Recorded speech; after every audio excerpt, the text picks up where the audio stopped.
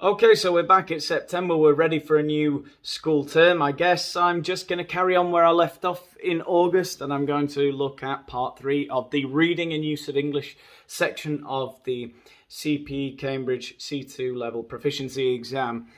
And this part of the exam is called word formation. You've seen loads of these exercises before. I'm going to take one from a real sample paper, but you know what it's like. It's a text with 8 gaps. And each gap corresponds to one word, the missing word, right? Just one word in each gap. And of course, you're given the root of the word, okay? So we're focusing on prefixes, suffixes, changing the type of word that is given, perhaps. Maybe they give you a verb and you have to change it into a noun. Lots of things to consider, so I'm just going to go through one activity and talk you through how I would get the correct answers. And thankfully, today's topic is weather. And we all know that, you know, at least that's an uncontroversial topic. Nobody gets angry about that, do they? It's not like anybody's going mental about the weather. Please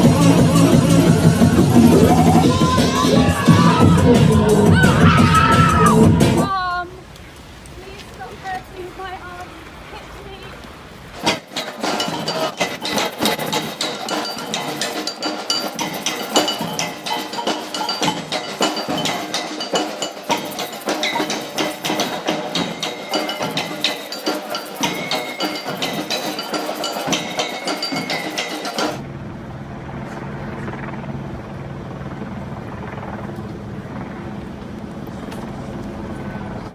Oh.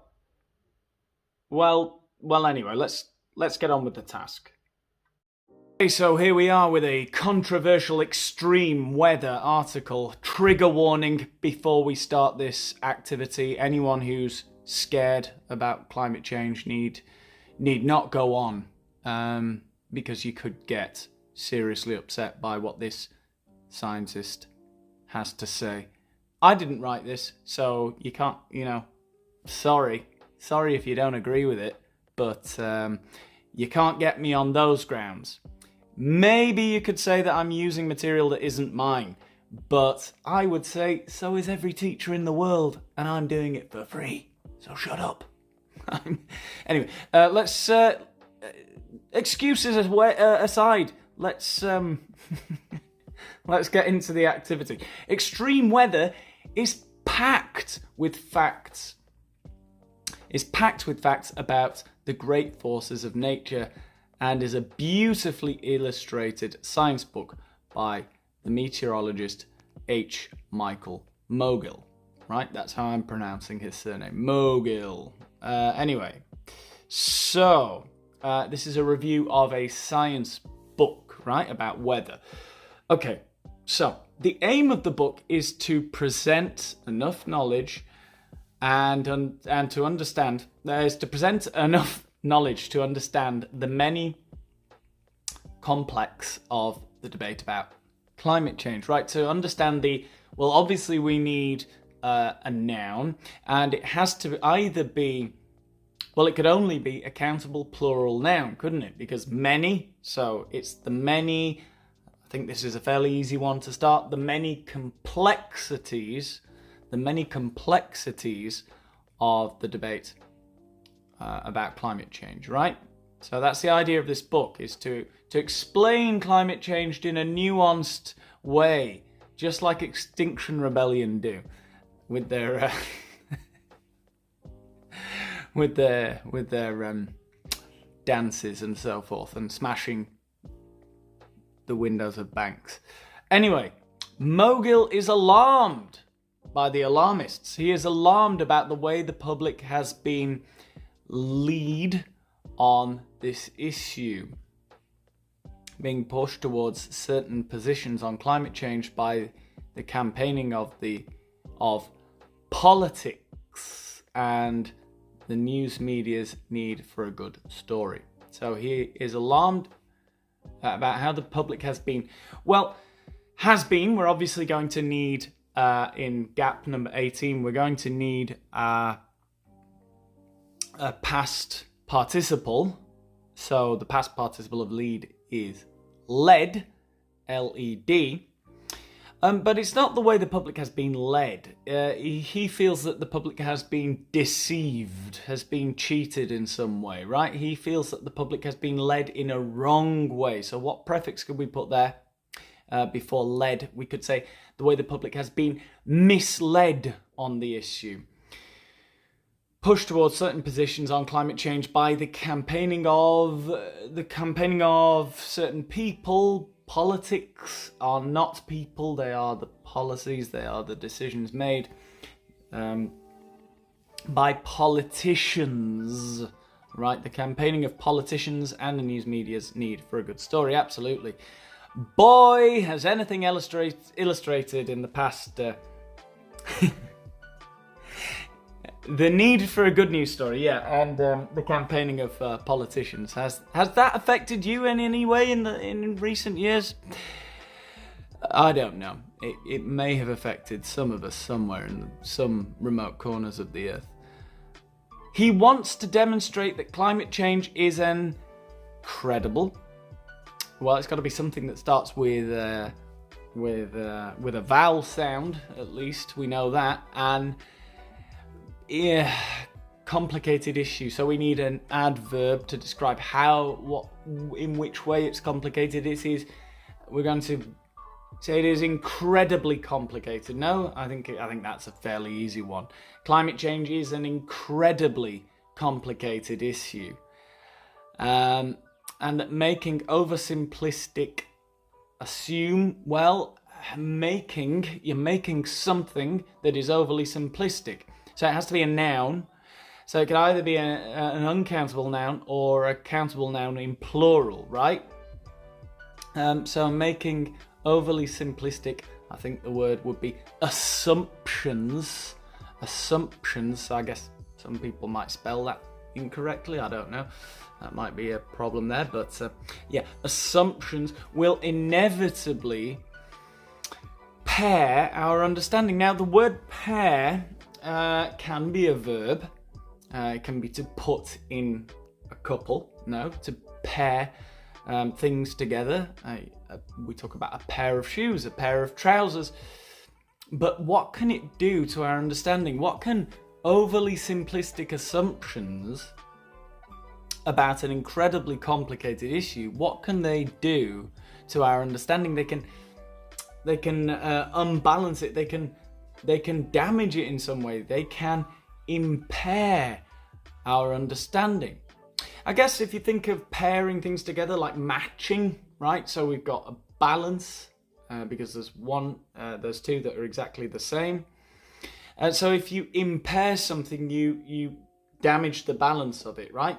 And that's very interesting when we're thinking about impairing understanding, because it gives people prejudices. And prejudices, obviously, we talk about having a prejudiced or slanted view of something. If what's the word I'm trying to think of here? Bias, yes. If you have a biased view of something, that's obviously a bad thing. And bias is talking about balance. It's to do with balancing it one way, imbalancing something in one way or another, causing an imbalance.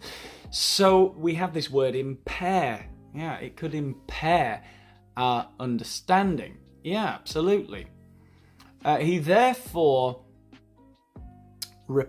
emphasizes. He emphasizes in what way? In a way that is repetitive, right? So he therefore repeatedly emphasizes that weather records are short, often incomplete, and tricky to compare.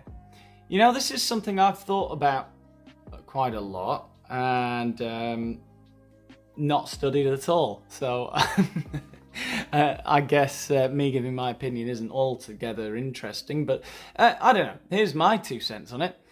When they say the hottest day on record, I kind of think, do they really know what the weather was like 6000 BC on the 14th of March? I mean, you can look at soil records all you like. It might have been a bloody scorcher that day. It could have been freezing. We can only have a rough estimate, you know. So, yeah, I guess this is a good point to make, isn't it? He repeatedly emphasises that they are short, often incomplete, and tricky to compare weather records. Of course they are, yeah.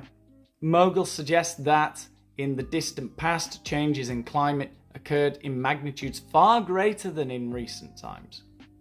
So I guess we think of like the Ice Age, for example, which wasn't even that long ago, I think, wasn't it? Didn't it end like 12,000 years ago? I have that figure in my head, I don't know if that's right. When most of the Earth was covered in ice, which is pretty incredible, isn't it? Anyway, it is the finite detail with which these events have been recorded that differentiates them from the past. Well, I don't think it's the finite detail. Finite would suggest that it's limited.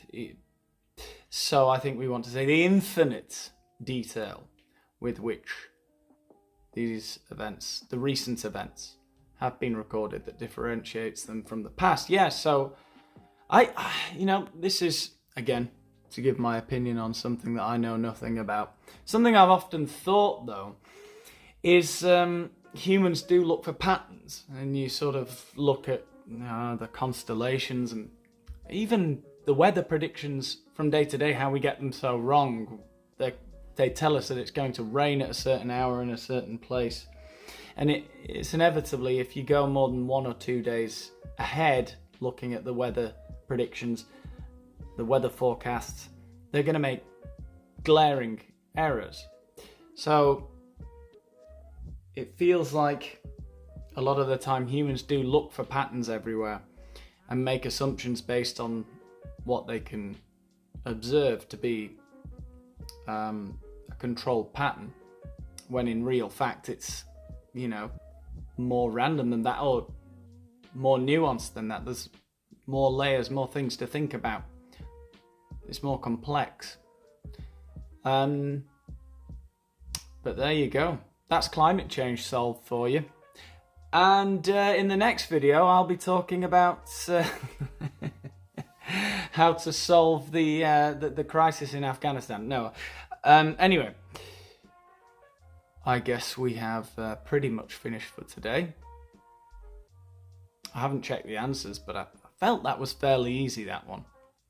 I don't know, if anyone's got anything else to add it in the comments. If you want to influence the content on this channel and see different things that are unique for you and get access to other videos that I've made, have a look at the blue button under the video. That's the members section, the join. It's a blue button that says join in your language, whatever that may be. And think about becoming a channel member to help me do this on a full-time basis. I'm a bit rusty today. I don't know if that's noticeable. I'm getting back into the swing of things. I'm still in holiday mood. Anyway, I'll see you in the next one.